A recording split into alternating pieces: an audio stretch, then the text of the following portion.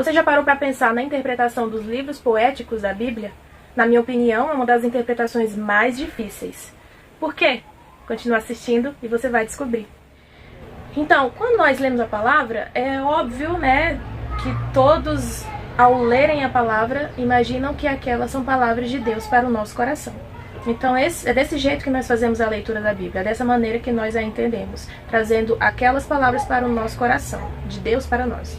Só que a diferença entre qualquer outra parte da Bíblia e os Salmos, ou a poesia hebraica, os livros poéticos, é que na poesia a linguagem é diferente. Ali é a mensagem do coração do homem para o coração de Deus. Então, se você lê qualquer outra parte da Bíblia como palavras de Deus para nós, você tem que aprender a ler Salmos como as palavras do nosso coração, do coração humano para o Senhor. Sendo assim, você já começa a entender por que é de difícil interpretação. Não é tão fácil quanto a gente pensa. Assim como toda música e toda poesia, os salmos vão expressar os sentimentos humanos. Por isso que você vai ver lá expresso nesses livros e nesses salmos sentimentos como abandono, vingança, raiva, tristeza, alegria. São sentimentos humanos que estão colocados ali dentro daquele texto. Então a gente pode entender que são textos feitos por homens, passando por determinadas situações, determinadas circunstâncias, mas que são também inspirados por Deus. Deus, ele deixou esse espacinho na Bíblia para que o homem pudesse expressar ali as suas emoções em relação a Deus. Outra coisa também importante é que essa poesia ela é cheia de figuras de linguagem, assim como qualquer poesia, qualquer música. Então você pode, por exemplo, ouvir uma música que diz que o coração sente, o coração vê, o coração ouve. Isso não passa de uma figura de linguagem. Em Salmos também acontece esse tipo de coisa. O autor costuma usar bastante figura de linguagem, isso é bem característico desse tipo de literatura. Então tem muita coisa ali que nós não podemos interpretar literalmente, e sim de maneira figurada. Falando ainda da questão das emoções, a gente tem um salmo muito conhecido que é o Salmo 139, e é um salmo especificamente inflamado, repleto de emoções. Nesse salmo, o salmista diz que é bem-aventurado ou feliz aquele que pegar a cabeça dos seus filhos e jogar contra as pedras. O que será que ele quer dizer com isso? Parece um salmo muito violento, mas é um salmo repleto de emoções, repleto de ira, repleto de sentimento de injustiça. De que maneira nós podemos interpretar esse salmo, então? Entendendo primeiramente o seu contexto histórico. É um salmo que fala sobre o desespero das pessoas que passaram pelo cativeiro da Babilônia e pela destruição de Jerusalém. O que eles mais querem nesse momento é que Deus os vingue do sofrimento que eles estão passando. Então, nesse salmo, eles falam que penduraram suas harpas, ou seja, eles não querem mais cantar. Os babilônicos ficam insultando eles, falando para eles cantarem naquela situação de desespero, de prisão, de escravidão. Então, eles estão completamente desesperados. Com esse sentimento de injustiça de pessoas que estão cativas em terra estranha, longe de Jerusalém, porque para os judeus, Deus estava presente em Jerusalém. Então, quanto mais distante eles estivessem do templo e de Jerusalém, mais distantes eles estariam de Deus. É com esse desespero que eles fizeram esse salmo. Daí você entende o porquê das palavras que estão nesse salmo. Sentimento de justiça divina que eles querem que seja feito. Tempos depois, Deus utilizou o exército persa para acabar com os babilônicos. Então os judeus tiveram essa sensação de que a justiça foi feita e que os persas foram usados por Deus para os vingarem do sofrimento que passaram. Acredito que agora você já deve ter entendido o porquê da questão das emoções que eu falei e que dificulta também a interpretação de um salmo. Então eu não posso pegar aquelas palavras e trazer para a minha vida sem antes passar pelo crivo da interpretação. Isso é muito importante. Mas aí fica a questão: qual é o contexto histórico de todos os salmos? Nós não temos. Então, se você quer pegar um salmo para pregar, para levar uma mensagem para a sua célula, pega um salmo em que você conheça o contexto histórico. Pesquise na internet, veja em comentários bíblicos o contexto histórico daquele salmo, que vai ficar muito mais fácil de você entender os sentimentos que aquela pessoa está passando naquele momento. Lá no iniciozinho, onde tem o título, fala também, às vezes, a situação pelo qual ele está passando.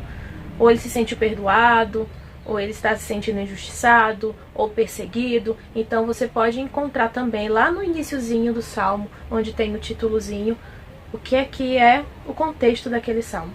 A maioria não tem, já deixo aqui avisado para vocês.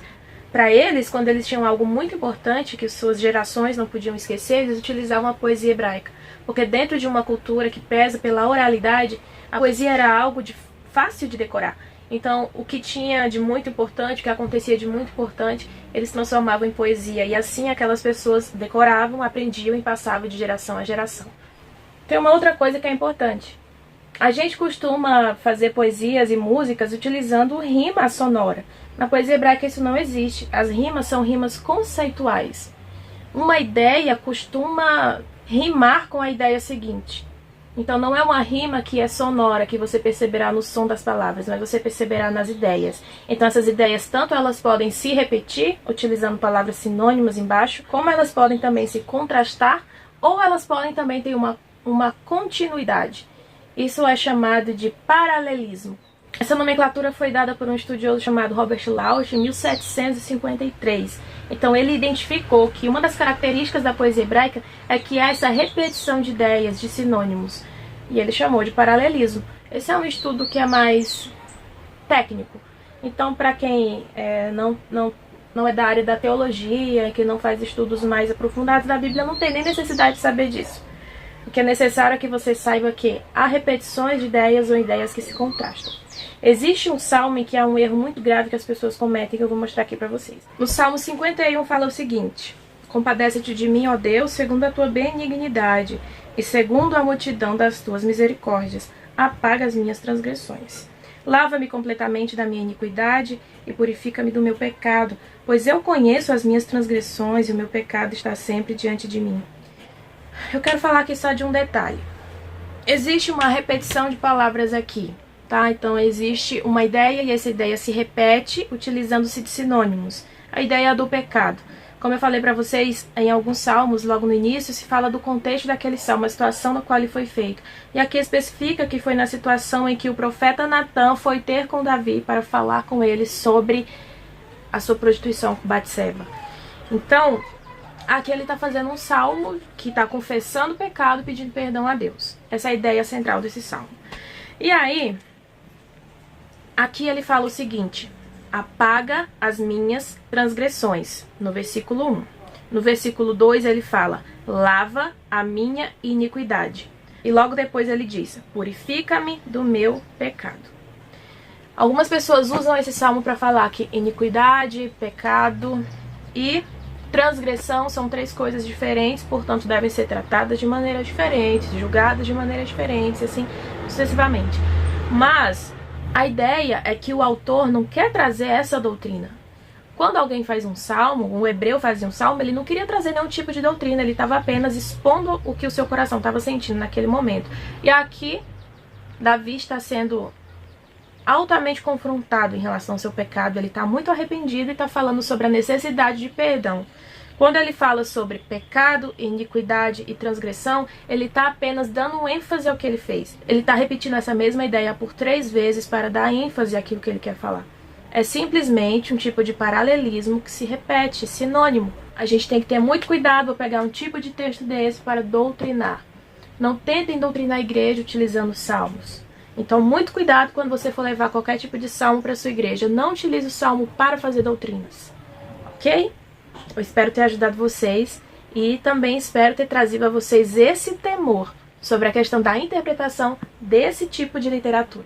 É realmente o tipo de literatura de difícil interpretação. Se você não sabe o contexto histórico, tome muito cuidado ao falar sobre esse salmo e, principalmente, cuidado com as doutrinas. As falsas doutrinas que a gente, muitas vezes, sem querer, leva para a nossa igreja. Espero que vocês tenham entendido. Até o próximo vídeo e um beijo. Eu sou a Érica, sou estudante de teologia. Eu leciono na Escola de Fundamentos de Estudos Bíblicos pela Universidade das Nações, a Jocum. E sou uma eterna estudante da Bíblia, apaixonada pelo poder que emana de dentro dessas escrituras. Se você ainda não me segue, clica aqui, começa a seguir o meu canal e também me siga nas minhas redes sociais que eu vou colocar aqui. Fica à vontade.